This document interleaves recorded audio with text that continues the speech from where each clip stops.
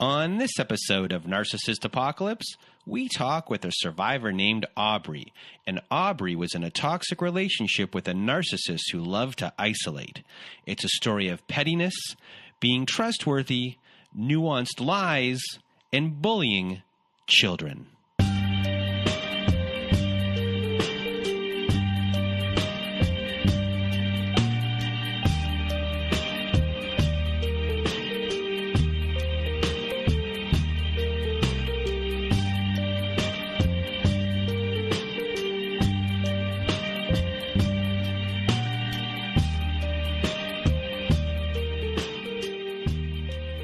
Welcome to Narcissist Apocalypse, a podcast that gives a voice to survivors of toxic relationships. I am Brandon Chadwick, but my friends call me Chad, and thanks for tuning into this episode. So what is a narcissist, you may ask? Well, for the purposes of this podcast, we refer to a narcissist as anyone who has displayed a pattern of behavior that shows a limited capacity to appreciate others' perspectives. It is that simple. And now, before we get to our episode with Aubrey, I just want to first thank everyone in the Narcissist Apocalypse community for listening to the show and sharing your thoughts by email, Instagram, Twitter, and Facebook. Also, a reminder, if you have not left us a review on whatever podcast service you use, Spotify, Apple, Google, Stitcher, CastBox, etc., please leave us a 5-star written review, as it helps out the show a lot when it comes to rankings. Now, if you have not been to our website recently at narcissistapocalypse.com and you want to be part of our show, at the top of the page, there's a button that says guest form. Click on that button, takes you to guest form, you fill it out, we go from there. However, there's another way to be on our show. At narcissistapocalypse.com, there's a floating button on the side of the page. That's for our letters to our narcissist compilation episode. If you want to read a letter and be on our show, you click on that send voicemail button. It records up to 5 minutes. You need more than 5 minutes, press it twice. You need more than 10 minutes, press it a third time. We're accumulating these letters for our letters to my narcissist compilation episode. And if you do not want to read the letter yourself and you want me or my old pal Melissa to read it instead, please send an email at narcissistapocalypse@gmail.com and put letters to my narcissist in the subject line. Other things that are going on. At our website, we are offering high-conflict parenting courses that can be found at narcissistapocalypse.com/courses. Yes, we have now partnered with an online parenting company, and many of the courses we are offering were created by Bill Eddy. And if you listened to our episode last year with a divorce lawyer named Helen, you'll know that Bill Eddy is an expert in dealing with these individuals in court, and now he's helped create many parenting courses to help you through divorce and to help support your children too. These courses are the most widely recognized courses by family courts across the country, so if you want to support the show and are looking for guidance, please do go to narcissistapocalypse.com/courses. And what else do we got here on our list here today? Our Patreon, yes. Our Patreon's up and running. We have episodes that have never made it to air. We have old episodes or people, comeback guests we've had on there. We've had episodes with myself and my old pal Melissa where we talk about random kind of things. But we also have support groups on there every Saturday night at 9 p.m. We have a support group through our Patreon, and we also have every other Wednesday at 9 p.m. as well. And, you know, on Saturday we had a good group of people there, some old people. We had some new people. We had a good time. Everyone chatted with each other. If you want to join our Patreon, it's $5 a month. You get support groups every single week, and it helps support our show. And that is at patreon.com/narcissistapocalypse. And I think that's pretty much it. This was our second time recording for myself and Aubrey. The first time we got a bunch in, we just needed to redo it again, get a little bit more points in there, emphasize some things, and we did it this time. So I really want to thank Aubrey for being on the show with me and sharing her story. This episode also involves her child a lot as well, and you'll find out why. And that's it, everyone. I'm going to get out of my way and your way. I am rambling. Here is my episode, my conversation, my interview with Aubrey. Welcome to Narcissist Apocalypse, everyone. With me today, I have Aubrey. How are you? I'm good.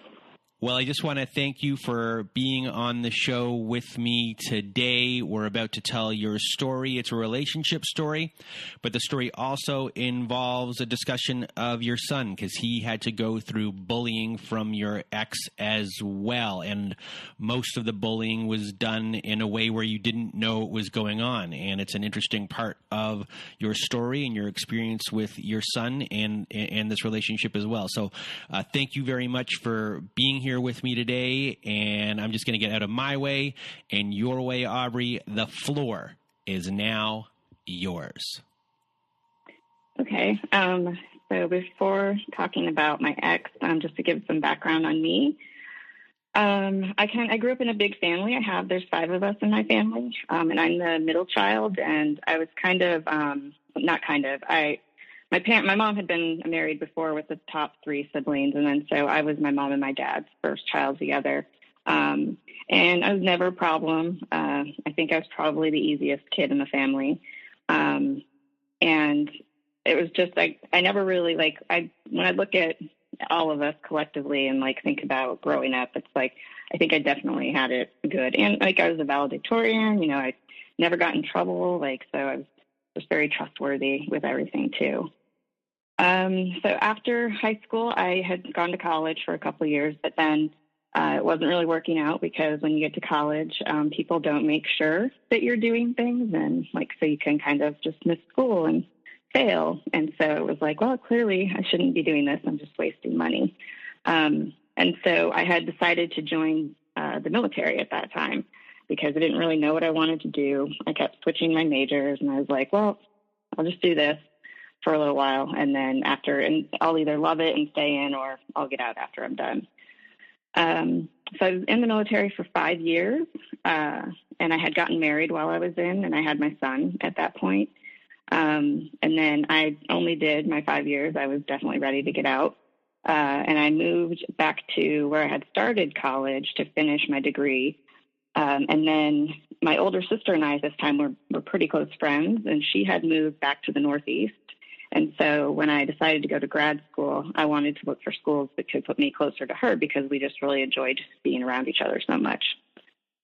So when I did move back, though, for grad school, that was the same year that my ex-husband and I had divorced. And that one was really, it was very amicable. We were still friends afterward. It was really just we were 2 different people that really probably should have never been married. We did not have much in common at all besides, I guess, our son and maybe shopping. He did like to shop. So that it was a fine divorce. There wasn't really a problem there. But I did have custody. And so I moved back to the Northeast, and my ex-husband had moved to California. And then eventually he ended up moving back to the Northeast too, because he didn't want to be away from his son so far. So then at that point, we all lived up in the Northeast.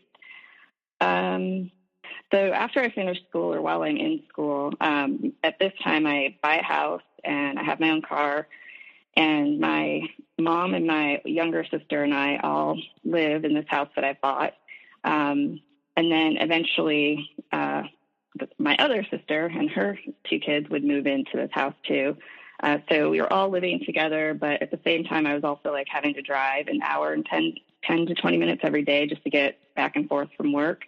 So I was really, I know how fortunate I was, but I never had to put my son in daycare because I always had my family to rely on. And so it was definitely for me, it was, I guess, sort of a symbiotic relationship in some way, that I was providing them a home and paying for certain things, and that in turn I could trust that the people who were raising my kid, that I trusted them to do that. So a couple years after I had started my job, well, I guess before that, so when I was finishing up grad school is when my ex kind of came back he came into my life at that time. We had actually known each other before that, and we had met in the military, because we were both in the same school for our field. And for everyone who's listening, explaining this, just to be a little bit more clear, is that the person now we're talking about, the ex, is the narcissist in this story. So you have your ex who you were married to, and that's one person, and now we have the ex-narcissist that you're now discussing. Correct. Yes. Yes. So when we both were in, he's 2 years younger than me, and he was like fresh out of high school, and he was like pretty scrawny looking, and just a very young man. And he was kind of always getting in trouble when we were in school together. And my boyfriend, while I was in school, even ended up being his roommate because of my ex being a problematic person. And I mean, I found out later that it was very justified why he was considered a problematic person. And it had actually involved too, like a pretty serious like injury to another person. And so clearly there's violence, but I didn't know about it at this time. So we weren't in the same like actual, I guess, section of our field that we were in. And so when I had graduated, I never saw him again. And then I didn't actually it wasn't until Facebook where like he came up as like a suggested friend. And I was just like, no way, that can't be him. Like, cause now he was like a man and he looked great. And I was like, that cannot be like the same guy. That was just no way. And so we became Facebook friends at that point. And I would say at this point, I wasn't really, I guess, the flirting, but it kind of knowing now what I didn't know then, it definitely was like just the things that he does on social media. But he would start making comments on all my photos and posts and like liking things all the time. And at this point too, he's also divorced from his ex-wife, but they're living together. And they have plans to have a second wedding. Like they've decided they're going to remarry. I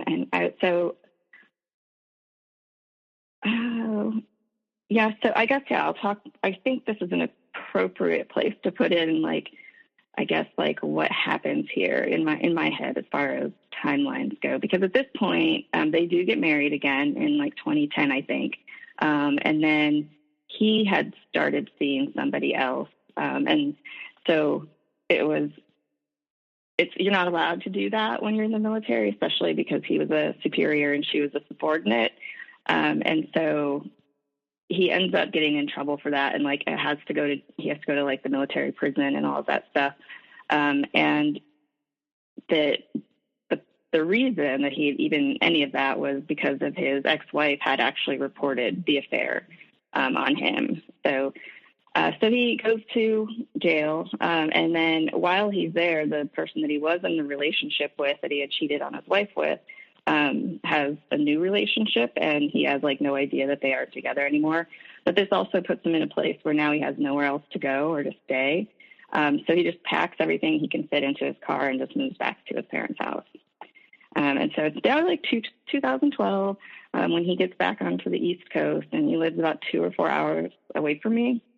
And I don't really interact with him much on anything on his page, but he's like definitely interacting with me on my page, and always very supportive. And like my sister made a snippy comment about a photo that I had posted, and then he like comes back with like you look great, and it's too bad you don't live here or live close to me so we could date each other and stuff like that. So we started talking more on Facebook and eventually exchanged phone numbers. And now we're like talking every day, all day. He's listening to the podcasts I like. He's starting to go out hiking more. He's sending me pictures of things and asking me what they are. And even before we had met in person the first time, he had made a comment was just like, I'm probably going to fall in love with you. And it's just like, oh, yeah, probably, and that's just my own self-confidence. So we finally decided that we would meet, right? And it ended up being like we met in a location that was like kind of close for or halfway for both of us. And it was like the best first date ever. Like we went to dinner, we talked all night, we were up until the sun came up. We were just catching up on, our marriages, our kids, when they were born. And it's during this period of, the vulnerability where I find out his ex-wife is just completely horrible, because of course she is. And it's when he was overseas, like this is like, he's like a total victim. He was overseas, and that she cheats on him because she wasn't getting enough attention. And so of course, when he comes back, it's like, well, forget that. We're over. That's the first divorce. And then even like for remarrying, and like the way he explains, like she won't let him talk to the kids. She makes them into a monster. She's doing like all these horrible things. Like she's totally trying to turn them against him so that they don't want to ever talk to him again.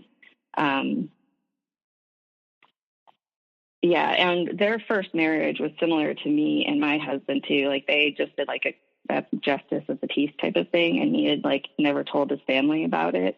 I think it was like for a while, like that he didn't actually even tell them. They had no idea he was married. And his whole family interaction is like a thing that is it's more in my opinion, it's more of him just thinking that they owe him something all the time. Like he has a chip on his shoulder? Yeah. Yeah. 100%. Always. So you at this point have now re-met this guy after all of these years. He's gone from being a boy to a man. So in your eyes, he went from being kind of unattractive to the type of guy that you would be into. And he's playing the victim in all of these ways. Plus, he has a lot in common with you, at least the shared pain or experience of your first marriage and, getting married young and everything that goes along with that, having kids. So you have all these things that you're able to bond over. Are you hooked here, or is there more things that like officially then put the hook in you, were like, okay, this guy's the guy?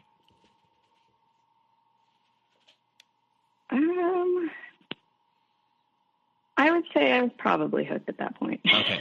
I mean, the next day, because the next day was like Mother's Day. And of course, there was just like, he had gone home and he had even stopped and got his mom a Mother's Day card on the way. And he was so happy, and, like all of this other stuff. And it was just like, of course, just that I had the best time and just all of it, you're the best, you're so this, you're so that, you're not like anybody else I've ever been with. He's gushing over me to his mom that I'm the total package, like just all of those things. So, I mean, it was definitely. And your self-esteem at that point has taken a giant boost. I don't know where it was before. And this guy really likes you, and, with the love bombing and all of that, a family guy oriented, suits everything you need. Are there besides like those little red flags that you've already kind of, touched upon, are there anything else like in this time that, maybe you let slide that you saw? Yeah. So because we had just kind of, even though we lived 4 hours away, we would do like weekends together. And, of course, in the summer, there's a ton of holidays. Well, there's two, but of course, we would do holidays together. And he ended up getting stuck up where I live for like a few weeks at one point because of somebody vandalizing his car and like just the whole insurance thing and then having it worked out and stuff. So while he had done that, we were actually staying up at a place closer to my office. And so, I mean, yeah, it was like perfect. We got to talk about our future. We got to do like all that stuff. So I think that was probably like, I know it was definitely by my birthday of that year that I already had been told that he loved me 100%. And I know I had said it to him too. Like there undoubtedly, which would have been from the first time that we met after, I mean, we probably talked for about a couple months, maybe 3 months tops, when we really started like picking up talking to each other. And then, so we met in May of that year on Mother's Day. And then, yeah, so by about 6 weeks later, I guess, or maybe no, like 5 weeks later, we were already telling each other we loved each other. And of course, planning our entire future. So the next 6 months before he moves in there's a lot of things that, of course, are red flags.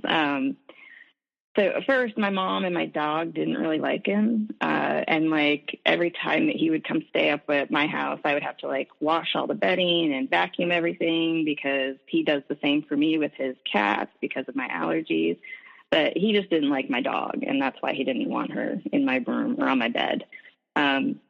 And I remember we went to go see fireworks once, and we had taken my son and his friends in his car, and they must have like touched the windows or something. Well, I guess they definitely touched the windows, and they left fingerprints. And he was like serious the next day about like, they're never touching the windows again, or blah, blah, blah. And I was just like, wait, are you serious? Like, you have kids though. Like, what are you talking about? Like, it was just like, you're being ridiculous.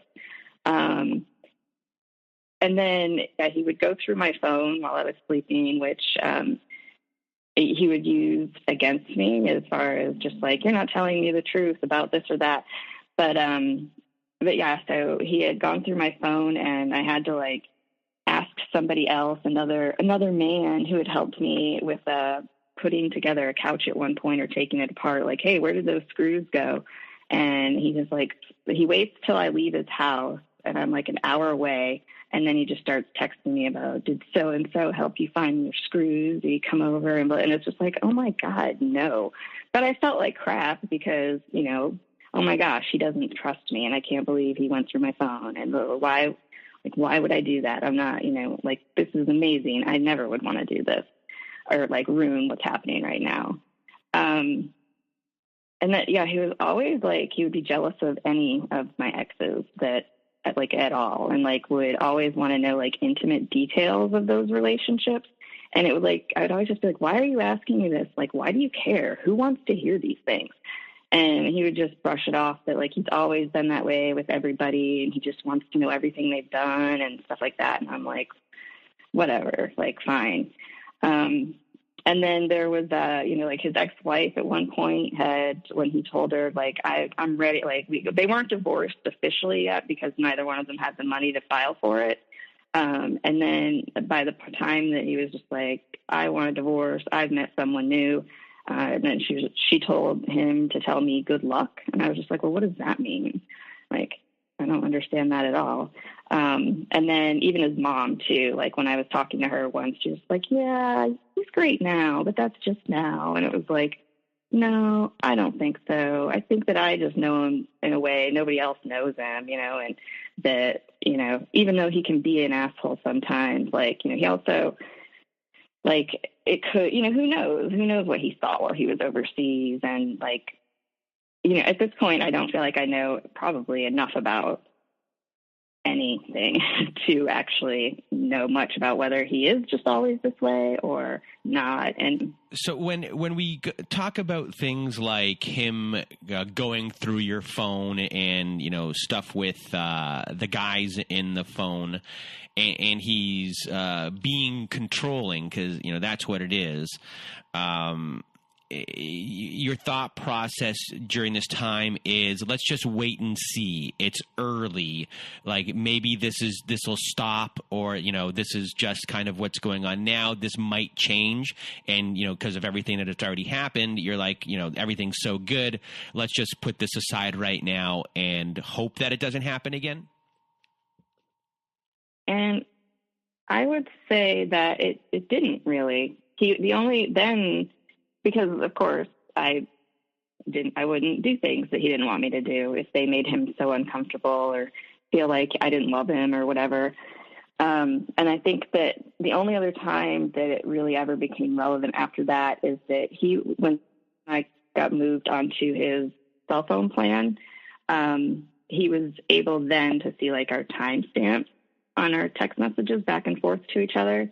So going through my phone at that point, it would just be like, oh, well, I know there was a message at this time, like, so then of course it was like, well, definitely not going to text anything that would be, anywhere in this conversation where he would like try to tie this together in some weird way that we're lying to him or something like that, because so just to kind of go back there 1 second. So when he did those things, you were like, I'll do this because that makes him happy. Correct. Okay. Yeah. Because he also, like, the things with, like, he wanted me to take all pictures. He didn't think I should have any of the pictures of me and my exes on any of my social media accounts, because he doesn't have any of him and his exes. So I would stop doing those things, because if that bothered him, and, who cares? Like, it wasn't a big deal. Like, just stop doing those things. It of course turns into a huge deal later, but, yeah, so I didn't really mind. He was also like, he didn't really have a lot of friends, and like, I was always surprised by that, because I was only in the military for 5 years. He was in for like 14 or 15 or something like that. And like, that he doesn't really have like friends, whereas like I can pick up with so many people, like, no problem. And it's like from all of these different facets of my life, like, high school, college, military, second college, like, and it just it was weird, but that was like, that to me was just sort of like, I was like, you don't really have any close friends, do you? Like, that's strange. Like, yeah, so I always thought that was weird. And at the same, though, I just kind of like felt like he had kind of had like a rough go of things after listening to his stories of, his parents wouldn't pay for him to go to college, and that his only choice was to join the military, even though he had a scholarship for sports, but it wasn't a full scholarship. So he was going to have to, I don't know, get loans, or maybe he didn't want to do loans, and that his parents had paid for his sister to go to school. And so he had a lot of resentment towards them for that, which of course then I found out that there's very good reasons why his parents were like, hell no, we are not going to pay for you to go to college. Like, his mom described him once as predictably unpredictable, but also he got into trouble a lot too. Okay. So it was like, yeah, I get why your parents were like, no, we're not investing in you. And, of course we're talking about, we'd get married one day, we should have a baby one day. He's helping like teach my son things, and just all the things that of course I wanted. And so it was great. And so the school that he was in and the program he was in, I looked up that, that my alma mater had the same thing. And I was just like, oh, and it was like the top of the country type of school for this exact program. And so it was like, oh, well, this works out. And, it's not that far, and you can come live with me and go to school there. And that way he would also be getting a bachelor's as opposed to just an associate's degree. And, it would work out. And so that was when it was decided, after he finished his fall semester of 2013, he then moved up to my house. And then so now he's moved in. and let's explain to everyone that you don't live alone. Your family lives there as well. Correct. Yeah. So I had mentioned before that it was my older sister and her two kids, my younger sister, and my mother. And then me and my son also live in the house too. So it was really crowded. And in that same time, I had also at work, I wasn't going to be like let go for so many weeks a year. And so I had ended up that now I was going to be going to work more during the year. And where I work to get to my office, it was like I said, like an hour and 20 minutes or something like that. So during this time, like after he's moved in, I think it was probably after maybe 6 months or so that I started looking towards moving closer to where I work. That way I could be home more. I wouldn't waste so much gas, and, I could be there to do homework with help him with things and make dinner and of course spend time with my ex and all of that. So, yes, it's a very, very crowded house, but, and like after he had moved into, this is kind of when, like the rules did change. Like he seemed to want to help because he knew I did have to drive so far and that I couldn't be home, when my son got out of school. And so he would like he would help him with his homework, and he would make sure, that he took off his uniform and put it away or put it in the hamper, and that he didn't make his drawers a mess, and that he didn't overeat snacks. And so, he was doing things that I couldn't be there to do kind of also at the same time.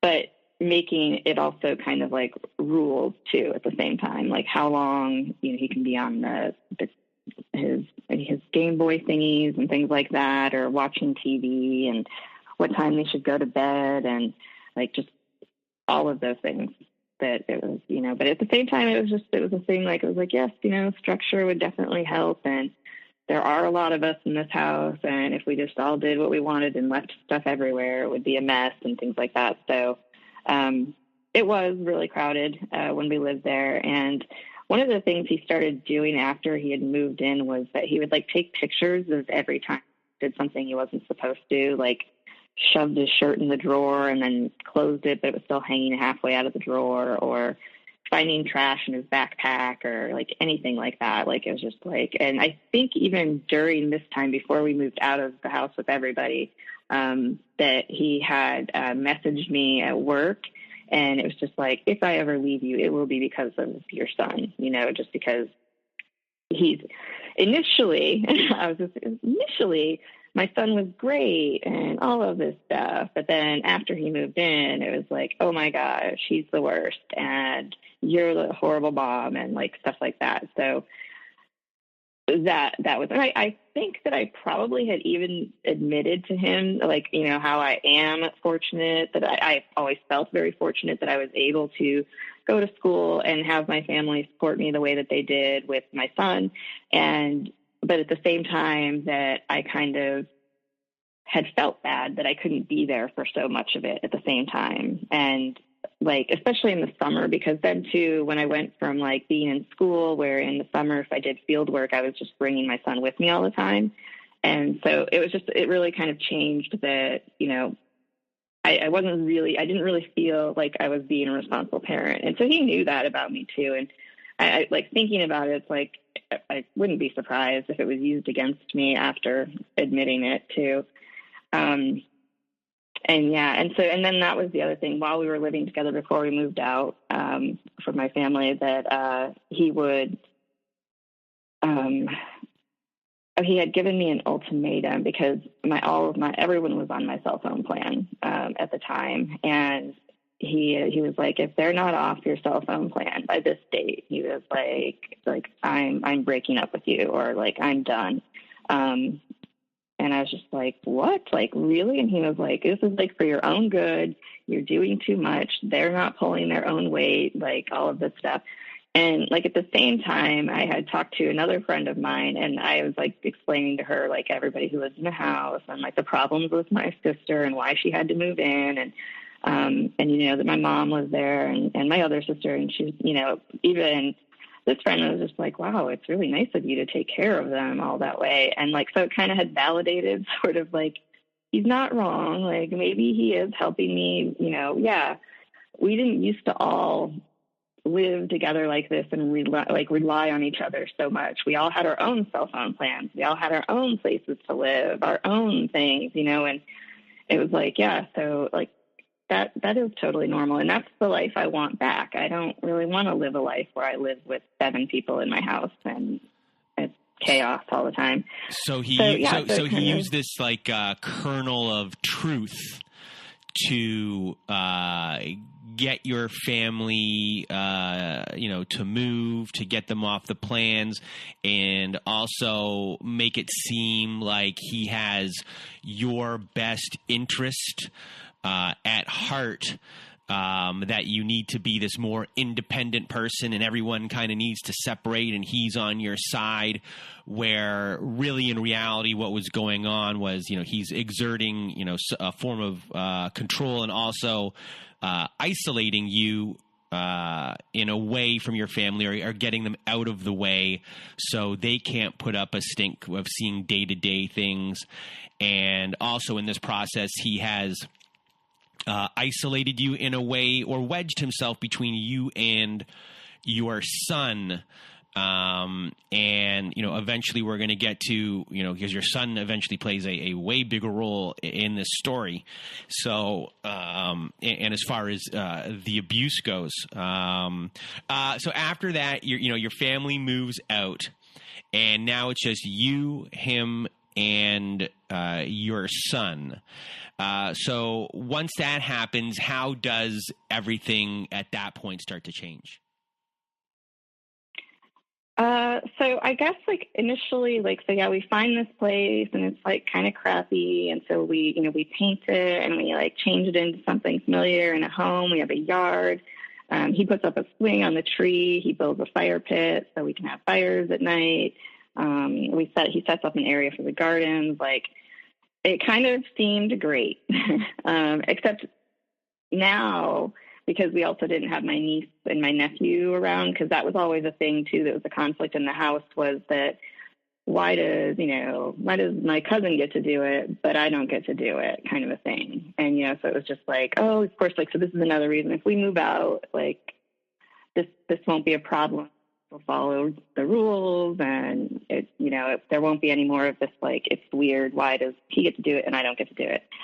And so that was one of the things with when we moved out, that it was okay, so this is when things are going to be done. You're going to do this, you're going to do that. When you get home from school, you'll do your homework. You'll be in the shower by this time. You'll only eat, he set a timer so that he wasn't wasting water. He would limit the amounts of snacks and how he could have them. So if he wanted cookies, it was what is the serving size? Okay, you can have that many, kind of a thing. And he also there was nobody was allowed to come over for big dinners. If I had wanted to host Thanksgiving or Christmas dinner or whatever, he was just that's never happening. This place is too small. You guys can just go there. That's easier. And so, so there's that. And then on top of that, he didn't really like people coming over kind of in general. So even with, if he wanted a friend to come over too, that it was just always kind of it was nothing like when we lived in the other house, and it was just he could have his friend come over all the time. And so, after, right as we had moved out to, my ex-husband, he had passed away too. So here we are, we're switching schools, midweek switching schools. He's 12 at this time. And at this, the very weekend before his dad passes, and I have to tell him about that.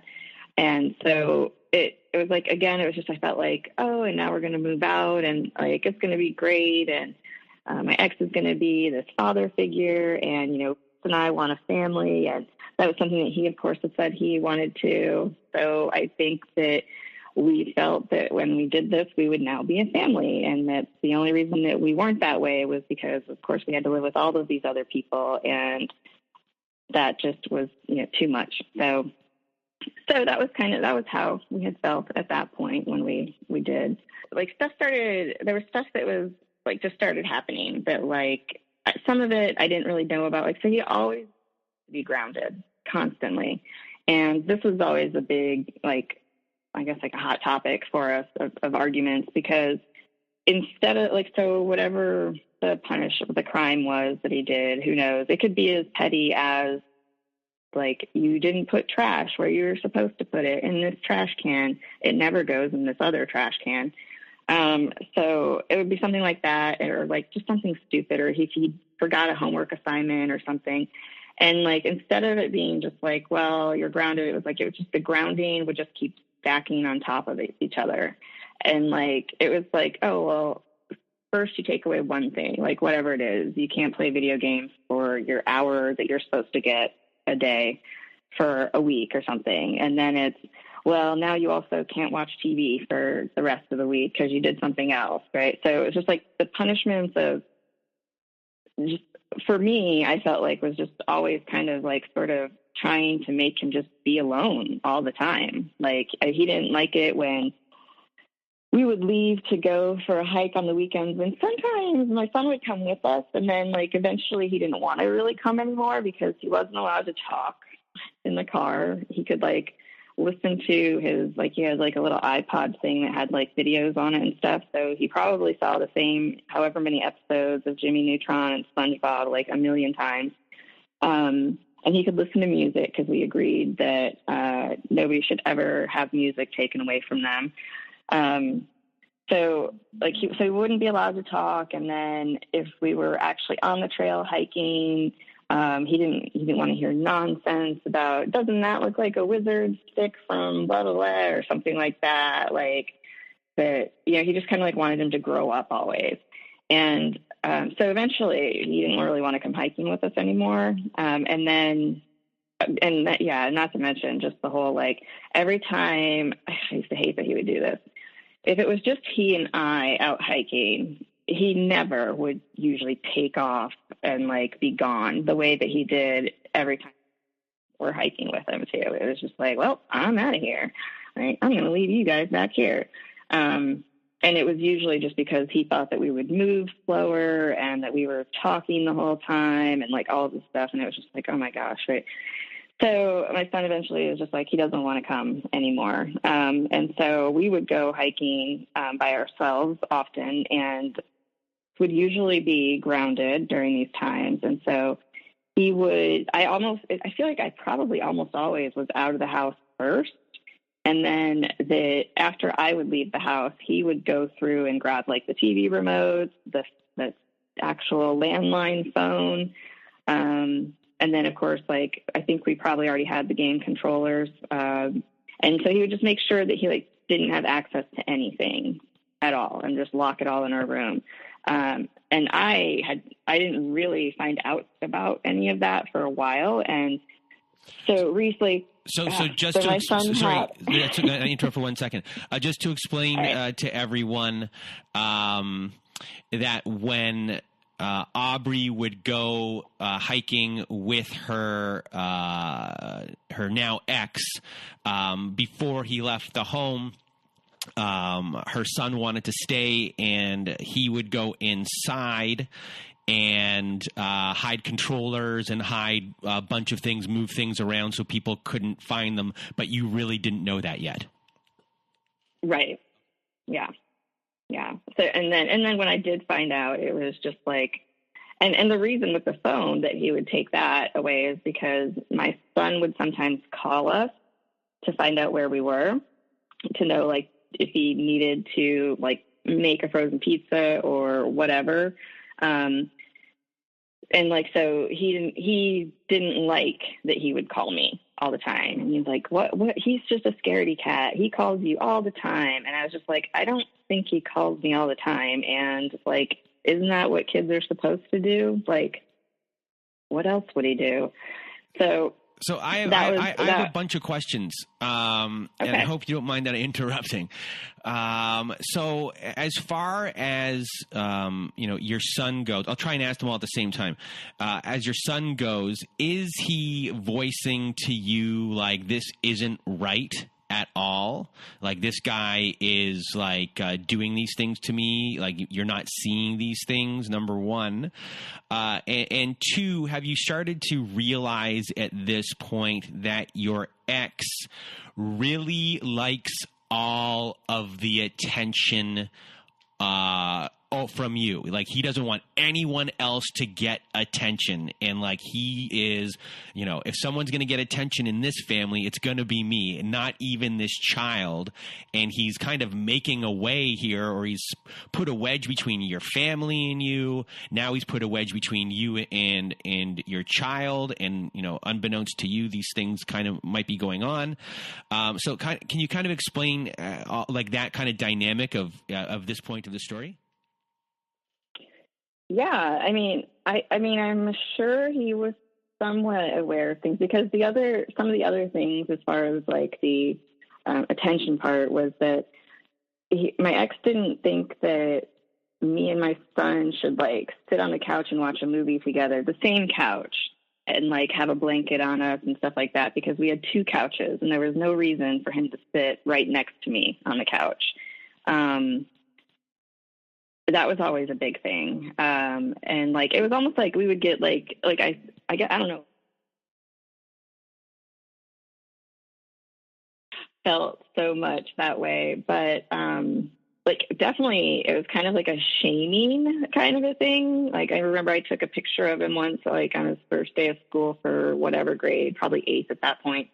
And it was just like, you waited with him at the bus stop, didn't you? Why did you post that thing on Facebook? Like, he needs to grow up, blah, blah, blah. Like, it was just like, shut up, whatever. You know, you don't have your kids, and you'd probably be doing the same thing if you did. Well, I assume you would, but after getting to see him interact with his children, I don't know that he would be. So, I mean, like, yeah, so it really, like, yeah, he did want all the attention. And he was always so petty too. Often it felt like I had two kids, with the way that my ex would, like, say I made whatever for dinner, and there were leftovers, and it was something that he knew my son would eat. It was just like 100%. Either he would eat it all before my son got a chance to have the leftovers, or that he would like be like, you can only have this many of them. And he gets more, of course, because he's bigger and he needs more calories and energy than my son does. So, I mean, I don't know if like things like that, if my son really picked up on, but I mean, definitely the things changing as far as like, oh, I'm not allowed to sit on the same couch with you anymore for some reason, like whatever. And it was like, well, you know, and like, he just always wanted him to be more independent. And he would always tell me, like, you know, when you were 12, did you do this? Did you do that? And it was like, I was a latchkey kid. So yeah, I grew up real fast. Like I could do all kinds of stuff by the time I was 12 years old.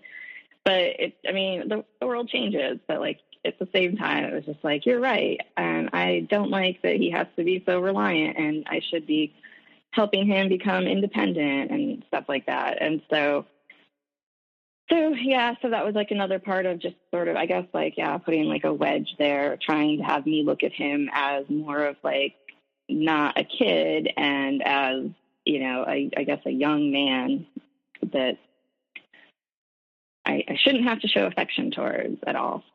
So, and did your son argue with you about this at all? No. Yeah. So to answer that question too, as far as like, he never told me about like, he couldn't call me because he didn't have a phone. Like when we would get back that night, or whenever we would get back, sometimes it was at night, sometimes during the day, it would just be like, yeah, no, he would never say like, oh, well, I couldn't call you because, you know, the phone's locked in your room or something like that, or it wasn't on the hook or whatever. Like, so, and because I want to say that my ex had said something to him at one point about like, you don't need to call every time we leave the house or whatever, something like that. And so he probably knew at that point that was the reason the phone was getting hidden from him. And then, of course, sometimes he would also just be grounded from using the phone, because sometimes he would use the phone and just talk to his friends the whole time, and which is normal. It's what kids do. So, yeah, so those were all the things that were going on. But, I mean, really, he didn't really tell me a lot of stuff. So one of the other things that I didn't find out I don't know when the actual event happened versus when my son finally told me, but that he used to shame him all the time for being a bedwetter and think that it wasn't normal and all of this other stuff. And I was just like, well, I've talked to his doctors and they suggest these things, and I'd rather try this than putting him on some medication or some other extreme measure.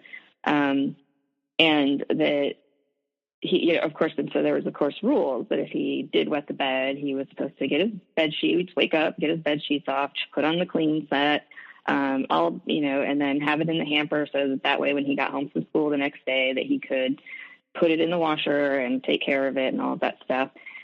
And he, at one point, and again, like I said, I don't know when this happened, but that my ex had actually grabbed my son and held him by the throat and then had him against the wall, but then put his face near like the soiled sheets, like you would a dog, thinking that maybe that would be a tactic that would like make him stop, which is like definitely not the way to do it.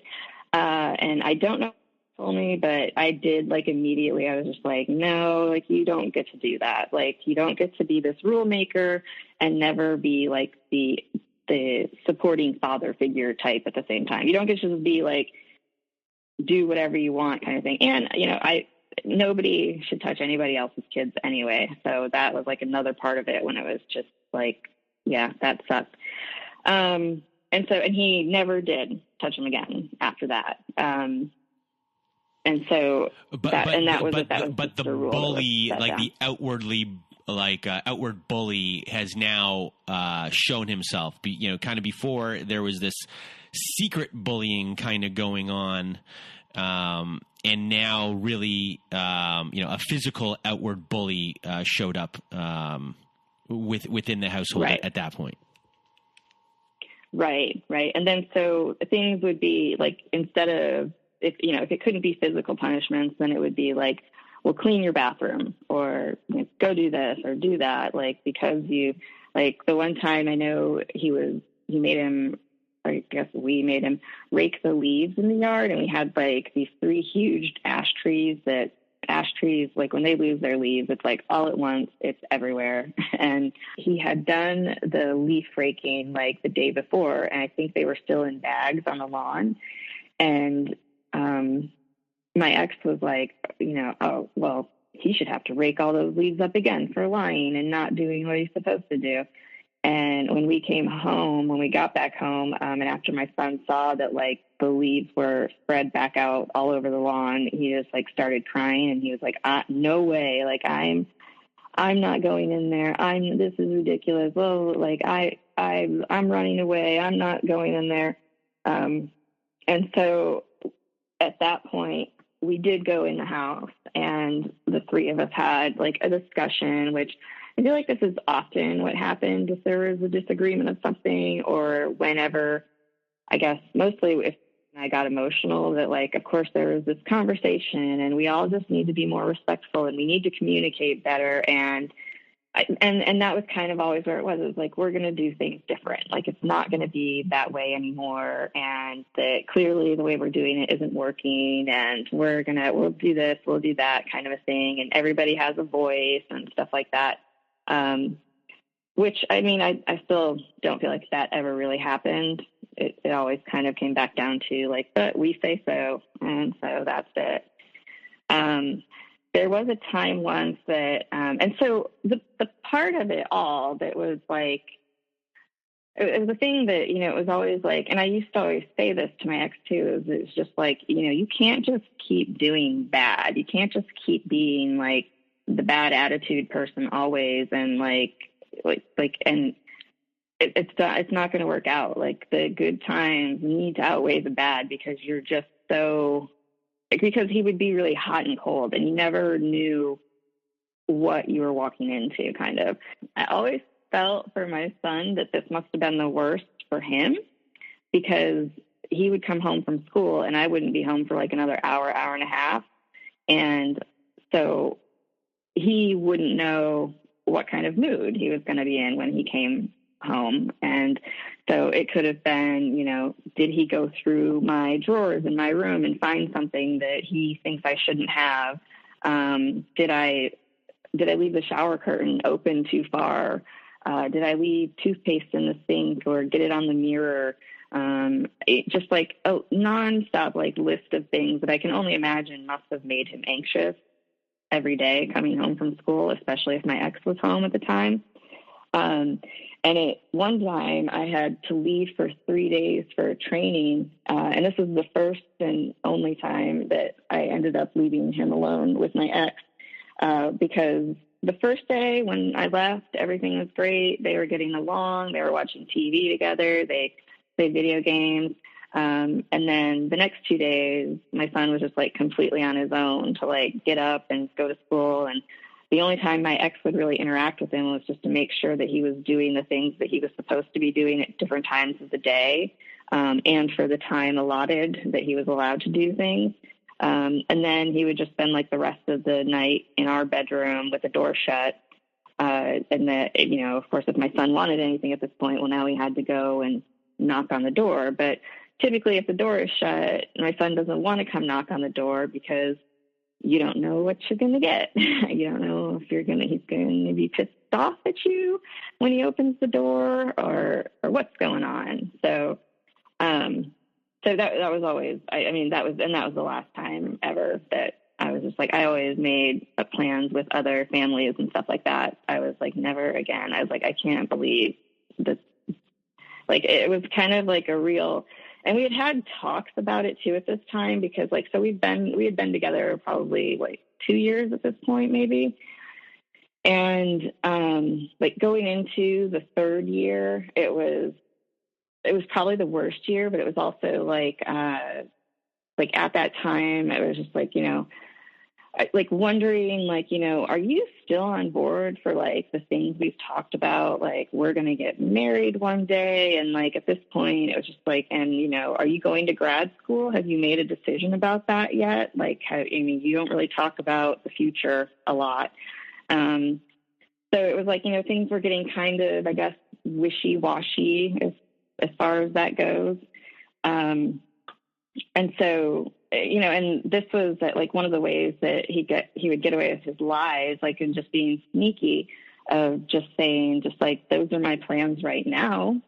And I didn't really realize the sneakiness of it, but he has always been like a big words person, and, you know, words matter, and like how you say it matters. And, so it was like a thing where that way, you know, 2 years later, or however many years later, when it's like, sayonara, I'm out of here. And it's like, wait, whoa, but you just said last year that we were still on track for the same things in the future. And it's like, well, that's what I said then, but that was how I said I felt then, or those were my plans then. Like, it's just like, so it would be a, who knows, like, kind of thing. Again, like what his mom said, you know, predictably unpredictable. So in a way, you know, you are, you know, your son's getting, you know, the brunt of the abuse, and, you know, you're not fully aware of that, and you are being future faked in a lot of ways for this future, this plans that you've always wanted, that at the beginning of the relationship that got you hook, line, and sinker. And now, I guess the best way to put it is, I guess the semantics, or not the semantics, but the nuance of words within sentences. If you're really paying attention, they are changing. A lot of people might not hear the change in the word. Sometimes it's sticking with just one extra word at the end of a sentence, and it means a different thing. And in their mind, they spoke their truth, even though it's in a way, it's like trickery. It's like going to a lawyer, writing up a document and being like, okay, we signed this document, but then the lawyer goes, okay, I have to fix one thing. And the lawyer goes and fixes that one thing, and you know where the fix is, but they added something else in another area which you didn't see, and then you signed off on the document in that kind of way. So they can always go back and say, hey, you know, you signed this document, here's the wording right here, but in reality, it was a little bit of a swerve. Is that the best way to put it? Yeah, I mean, it's to me, yeah, it's just a clever way of being able to get away with not feeling guilty in the future. That what you're doing isn't bad because you didn't lie. Like that person, that woman can yell until they're purple in the face about, you liar, you promised me this, you promised me that. I can't believe you would do this after everything I've done for you, like, which is probably exactly the route it would have gone if I had not been the one to get rid of him. But he can use it as a defense of, I didn't lie at all. And it's just, ugh. So did that throw you into confusion at that point? Like, how do you feel after those little things? Are you confused? Are you wondering? Are you challenging? Do you let it slide? And if you don't, like, does that cause friction, which makes things a lot worse? That had happened, I would say it's same or near, maybe kind of, I don't know. It's like now that was 5 years ago. It was sort of around the same time. So it was like the year of like 2015 into 2016. And he had gone with his parents back out to see his kids on the West Coast. And like, after he came back, like, it just wasn't, I just assumed he wasn't happy because he was sad that he wasn't around his kids anymore. And that was frustrating to him, and that his ex-wife had this new man. I can't remember if they were married at this point or not. And was going to, I don't know if she had her baby yet, but her life was going just fine, kind of a thing. And so I don't know, he came back from that trip, and like, I hands down, I think that was probably the worst year of the relationship. It was like mid 2015 to the end of 2016 ish. And in that time is when the social media stuff had started too, as far as like, so I had, he would be on other people's pages or other women's pages, and he would be like liking their photos and making like inappropriate, like, these are kind of creepy because you're supposed to be their friend comments, kind of a thing.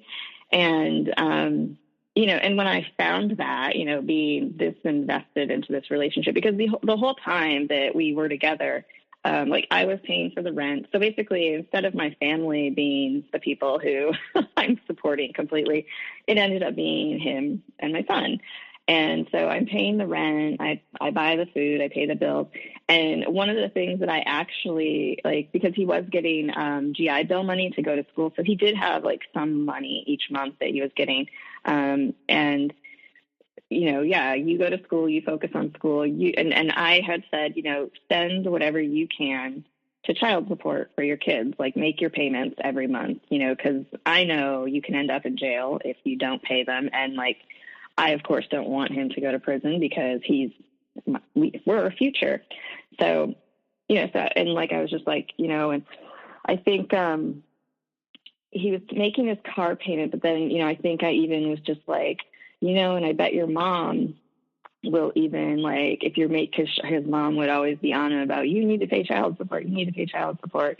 And because I was also a single mom who used to get child support payments, but then wasn't getting them anymore, I was just like, it is really important that they get that. And it's not easy. Doesn't matter if she has a new man in her life or whatever, like, they're your children and you don't want to sign them over to anybody else. So yeah, you should have to pay for them. And so I was like, and I just felt like it was the right thing to do. And so, and then also it was like, and then if, you can't make your car payment 1 month, your mom will probably be more inclined to make it for you because she agrees also that you should use your money towards child support. So yeah, so he was like living there scot-free is where I was going with that. But, but that was how I felt again. And so it was kind of, I thought it was doing the right thing and being supportive. And, because again, I also had like these, I don't know, fantasies or future visions of like, maybe his kids would be able to come out and stay with us for a certain time of year. And, we could all get to know each other and be a bigger family and all of this stuff. And, so that was my unrealistic ideal future that, was never going to happen. But, so during this time, after he comes back from this trip, I don't even remember like how it happened, but yeah, he had started making all these comments on other people's pages. And when I find them, I'm just like, I have a thing like where I just like, I feel like I get like really shaky and like all of this other stuff and like huge nervous feeling and everything. And, it was just like really, it was horrible to see because it was just like, oh my God. So we had a conversation about it. And, you know, I told him how it made me feel and that it makes me upset, and that the reason it makes me upset is because it's exactly how we met. And so it just doesn't make me very comfortable at all. And that if I had done it, because I already knew, because I, of course, would never do it because he would freak out, like that he wouldn't feel good about it either. And that was exactly what he had told me in the beginning of our relationship. Like it was a total double standard at that point, and it just was like infuriating. And then like when he wouldn't stop doing it, he eventually made it so that like certain posts would be, you know, not seen by me, or that, because it had to be like, I can't even remember how, like, I don't know how the logarithms, whatever, your notifications work in social media, but like, depending on who the comments are on or what page they're on and stuff like that, like, it was just, yeah, I think I probably went crazy maybe to some extent with like, because he would tell me that, of course, I was crazy and that he does that with everybody. And it was like, no, you don't, because if you did, I would know about it. Like, he used to always love to tell me that I was the problem with my son, and that if I wasn't around, that my son was fine and that they got along fine, that he did everything right the first time, and that he only does it half-assed when I'm home because he knows I won't check. So like we were, for some reason, I don't know why we were arguing about it, but we were, and he ended up like, he was like on top of me while I was like under the covers already getting ready to like lay down. And he gets on top of me and he's like yelling in my ear about how I'm the problem. And if I would go away, that'd be fine, and blah, blah, blah, and all this stuff. And, you know, I'm like, whatever, you're the problem. We get along fine without you. Like, we lived alone together for years before you came in the picture. Like, I don't think we need you. And like, and then in the struggle, the push or whatever to get him off of me, I did eventually somehow get him off of me. I don't remember how it happened, but when I did, I ended up like shoving him off of our bed. And I think he at this point like smacks into the dresser. And so I get up and I was just like, we don't like, blah, blah, blah. I'm like, of course, shooting my mouth off about how, you know, I'm a grown person, and did you think that I didn't have a life before you, or that I didn't know how to do anything before you? Like, I've been on my own since I was like 18. I'm pretty sure that, you know, we don't need you making rules for us and telling us how we should live or what our lives should be like. And it was like, and you're the one who makes all the rules, and you're always changing the bar. And so I'm just like arguing with him, and I'm on the bed at this point, and I'm like kind of coming towards him, but like on my knees walking across the bed. And like, next thing you know, I'm on the ground. He had like shoved me off of the bed, and I flew across the bed and like land against the bathroom door. Which of course at this point, now I'm just like, no, he didn't. Right. Cause I have always been that way my whole life. I'm lucky I've never been beaten up by anybody, with the way that I'm just like, I don't usually back down. And so I, of course, get up and I'm just like, you must be out of your damn mind, and blah, blah, blah. I can't believe you just did that. And at this point, he does this thing that it's a wrestling move with like, you shove your thumb really hard up under somebody's jaw. And it pretty much makes you like, you can't move. Like, all you're trying to do is like hold onto their arm, or maybe somehow get your head like above their thumb in any way, shape, or form. It really hurts a lot. And like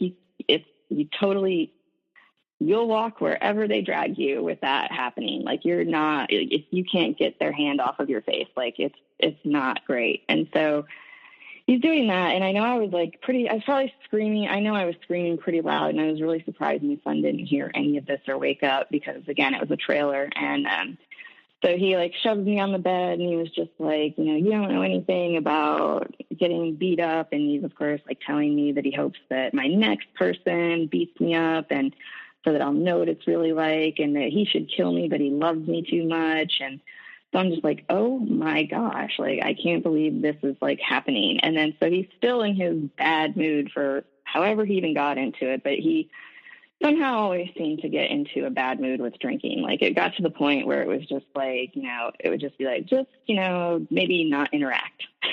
Just don't interact, because he might get mad or something, or start something, because that's what he always likes to do. The end had kind of come around that, we go on a camping trip where it's like a horrible time. And when we get back from that, because my son had been home all weekend alone, he, as soon as we get home, I get home later, but when I get home, like things are thrown in the sink and he's like having a huge fit about, he had been in our room. He did this, he stole from him, all of this stuff. And like, I have to wash everything. And by that means me. I'm going to have to wash everything because it's all been touched and it's all filthy now. And at the same time, and this is all in front of another couple that is like at the house with us too. And so then at the same time, my son is like, no way I'm coming home. He's going to freak out. He could kill me, all of this stuff. And so what had happened was, we had taken a walk one night during this period and I ended up getting hurt and he like didn't stop or anything and all of this stuff. And it's like comes after like just this other weekend of where he had been a complete jerk while we were camping and like hanging all over the other person's words and stuff. And, so he doesn't even notice that we get home. I'm upset with him already. And then a couple days later, he goes to the lake and he takes one of my kayaks and he takes some beer with him. And he's out all day and he gets drunk while he's out there and he like hasn't eaten food. And on his way back to the house, he crashes his car. So I get a phone call and it's like 3 or 4 hours after I've been off of work already. And he's like, oh, I just need you to come get the kayak and then we'll drive the cars back to the house. And when I get there, it's totally wrecked. There's no way this car is going to start. He is like, and he's trashed, like just trashed. And where we live, it would have like gotten the state police out there because it wouldn't have been any like local cops or whatever. And also people around here are like very nosy. And so if they see a car on the side of the road, they are going to stop and ask if you need help and find out what's going on. And are you somebody I know? So I show up and he hadn't really described the situation very well over the phone. And I had already had a few glasses of wine myself after I had been home from work all day. And so I show up and so he's trashed and now we've got to get the kayak on my car. We have to get all the stuff out of his car, and get back to the house before anybody calls the state police and they show up, because at this point we're probably both going to go to jail and I don't want to, and that's not an option for me. And so we get back to the house and I think I was even yelling at him, like, how inconsiderate it was of him to not like be upfront with how bad it was. A guy was even just like, you guys need to get out of here. You need to get out of here. Like, leave the car, just get out of here, And so it was a nightmare. And so I don't think he really felt anything about the fact of like, we could have both gotten in a lot of freaking trouble that night. And, so his car is a total wreck, of course. And so now he doesn't have a vehicle. We take a walk this one time and then I get hurt. And then like afterwards, he's just like, what happened to your knee? And I was just like, you know what? I'm sick of this. I was like, if this had been so-and-so, this never would have happened. Like, you would have been right there and all this stuff. And like, you were horrible that weekend. My son won't come home because of you, blah, blah, blah. Like, you treated your kids like shit. Like, you're not a good person. And I was like, I'm done. And so I went upstairs and I started unpacking this dresser because he had paid for it. And again, he's very petty. So like, as soon as like that happened, it was like immediate, like I was emptying my dresser drawers, getting everything off of it. Like, of course he was going to take anything he paid for, with him and like, and all of this stuff. And, so we separate everything. I'm now in my bedroom. Everything in the bedroom is mine. Nothing is his. And usually when we would fight like this, so he sleeps downstairs that night. But usually the next day, like, it would just be made up kind of. It was just like, oh, she had wine or this or that, whatever. She's just being that, it'll be fine. Tomorrow she's not going to be for real. Like we've done this before. And, but then the next day, I decided to stay home and work, but I had to go to my office and get my stuff. And so when I came back, he had tried to move back up into the bedroom and he like put his water bottle on what used to be his nightstand and has his pillow back in the bed. And he's got his he's ready to go back to sleep or just hang out in bed or whatever. And I get there and I'm just like, what are you doing in here? Get out. There's literally nothing in here that is yours anymore. You're leaving. And his parents were on their way up to bring him a car. Since his was a total wreck, they were going to give him one of theirs. And so I had messaged his parents and I was like, you need to take your son back home with you. He's not welcome here anymore. And so that was what they did. They came up the next day. And that morning when I got back and like, I grabbed his stuff and I put it out in the hallway so that I was just like, no, you're not in here anymore. You're done. And I know he wanted to hit me. I could tell by the look on his face when I walked by him, that he was not happy with what was happening. And so, yeah, they came the next day. They got him a U-Haul. They helped him move all of this stuff out. Before they could do that, he took my son's laptop, he took the modem, he hid them in the house somewhere and wouldn't tell me where he hid them. Yeah, and that was it. It was just that he was gone after that. And yeah, so that was it. I finally I felt like I had the upper hand, kind of. I had always been worried in the past that because I had like people had given me advice before as to like, you know, just do this, tell him 30 days and then he has to get out and we'll come up and make sure that he doesn't do anything to you and that he gets out. Like some of our shared military friends were like, we'll come up and make sure that you're safe and everything and nothing happens to you. And I was just like, oh my gosh, like I was always worried that like if I embarrassed him, that he would do something to get back at me. And I mean, it's because that was his pattern. Like he had done that to people already so much. And that it was just like, this is exactly what he's going to do. He's very petty. He doesn't like to lose. He doesn't like to be wrong. And for me, I think because it definitely, like for me, it was embarrassing. Like, I mean, here I was talking about this guy. He was going to be so great. I love him so much and this and that. And he's so supportive, you know, for it to be like, this is not what I thought I was going to get. And, you know, yeah, and I remember even like talking to one friend and just being like, relationships are hard. And, you know, sometimes you have to compromise to make it work and communication's important and like kind of just always making sort of excuses for it. But I mean, I had so many conversations with myself where I was just like, you're not happy. Like, why are you doing this? Why? And it was just, I was just really always afraid of the repercussions of if it had gone any way that he didn't want it to go when he was ready to leave, which I kind of felt like automatically it was going to be as soon as he got his own job and he could get his own place. And he would be working at the university he was attending. They already like were thrilled about him working there. And it was just like he was going to find somebody new. He was going to, because he, you know, repeatedly it had been, if I ever leave you, it'll be because of Reese and how bad a mother you are. And that, you know, and, you know, sorry, I did it again. But, yeah.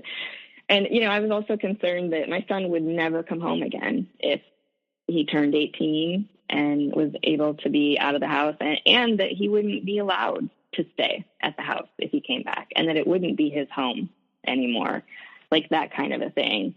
So that was kind of it at that point. And, you know, I knew I had his parents. His parents also knew some of the stuff and they saw how he was towards me. Like everybody did, you know, the one couple that we camped with, they were like, they had conversations after the camping trips where they were like, do you think it's like that all the time? Because why does she put up with him? Like, and it wasn't. And that was like part of the thing is it was just like that. It was part of the confusing part of just like, why are you acting like this now? Like reality at home isn't that you hate me or you don't like me. Like reality at home is that we're friends and we're lovers, we're friends. Like we like each other, we love each other. But like whenever in front of his parents or, you know, other people, his friends, he would just act like he didn't like me. Like, it was just so weird. It was like, they know you're in a relationship with me. Like, I don't know why you're acting this way. It doesn't make any sense to me. And I would even tell him about it. And it never changed anything. He still would do it. Sometimes less days when we would be in front of people than other days. But yeah, it was just. So when it comes to your healing and then your son's healing and then your combined healing together, how are you doing individually? And how are you doing together as far as, I guess apologizing, for what happened and understanding everything that happened to him and repairing your relationship if it was frayed a little? Yeah, we actually just talked about this the other night. So I definitely don't think until because I think it's not something I think most of us know when a narcissist is doing what they're doing or why they're doing those things or how they're even tactics at all. But I was like, I don't really feel like our relationship has changed really as far as, I don't even know how I would say that. Our relationship hasn't changed much. One of the things that did change was like our being affectionate towards each other, because like I said, that was a thing that was shamed because, he's a growing boy and he shouldn't be so dependent on his mom and blah, blah, blah, and all of that, and like, so even like when he was younger, before my ex moved in, like we would watch movies on my bed together, or we would watch movies all day in the living room together on like snowy days and stuff like that. And that was a thing that, we weren't allowed to do anymore once we lived with my ex. And, but we're starting to get that back now. So that's been nice. But I also feel like I kind of got cheated out of 5 years of, hanging out with my son too, because of him. So what I did was one of the things I didn't want to be ruined for me was music and my favorite band, because he was coming with me to concerts this entire time, even though he didn't really like the band. And so I just kind of decided to like throw myself into this band's like family, like the online groups and all of that stuff. And I went solo for one of the tours, and then I decided to like join a person I'd never met before and go to Europe for the Europe tour. And I just really threw myself into that community, and which I feel is a little bit therapeutic too, because of just all the talking and like that these are people who they don't really know anything about me or anything, but like at the same time, it's just, I don't know, getting to talk about it. And I know for a lot of people, I have found this, like, I feel like it's hard until you hear the little stories of the things that, like are going on that you had no idea about, because why would I ever tell you how horrible some things can be? And, it's a thing that it always seems like it's hard for people to understand of like, what did he do? What did he do? Was he cheating on you constantly? Was he doing this? Was he doing that? Like, and it's like, no, he wasn't, and like, I know the one woman that I had traveled with for all of the band stuff, she was just like, she was like, I just want somebody who I can go on vacations with and discover new things and do this and that. And it was like, yeah, I was like, well, that's what I felt like a lot of the times I had with my ex, was because that was what I thought we were going to be doing. And that when we were getting along, it was great. And we did want to go do all these things together and explore and see new things. And she was like, well, then why didn't it work out? And I'm just like, because he was mean. He was just like, I mean, it seems weird, like to say to you, I was just like, no, he was mean. Like it was not fun. I explained to one of my coworkers, I was like, it was like very liberating to not have him hovering around me constantly in the house, knowing everything I do, like listening to every conversation I might have, and like everything. Like, I mean, it was really just like making all the rules, like picking the TV shows we're going to watch, like what products are we going to buy. And like, it was just, yeah, it was like, it was a control in a different way. And I mean, because obviously I was the one who was in control of like, having electricity or running water or a place to live or whatever and stuff like that. And like buying food and all of that. But like, maybe it was, yeah. So, I mean, it just really, it was nice. It was definitely very, very liberating when he was finally gone and you didn't have to worry. So for everyone who's listening, do you have any advice or wisdom for them who are people who are going through the exact same thing?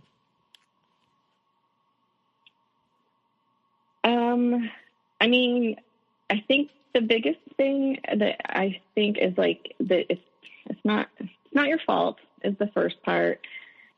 So I don't know. It's not our fault. I think that we're easy targets too. And I think that comes from the side of like being forgiving and, like wanting, having empathy for somebody who's like gone through this horrible thing. And like, so it was, thinking, I guess, that you could fix them kind of too was part of it, that, like, again, that's why I say like the change behaviors and doing things to just to get the happy times and not get the bad times. So, I mean, I guess I think it's great that there is a Facebook group now that people can go and write things that, of what's going on and get support.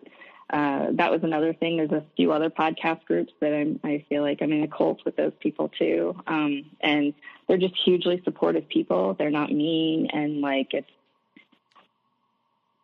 try to find support.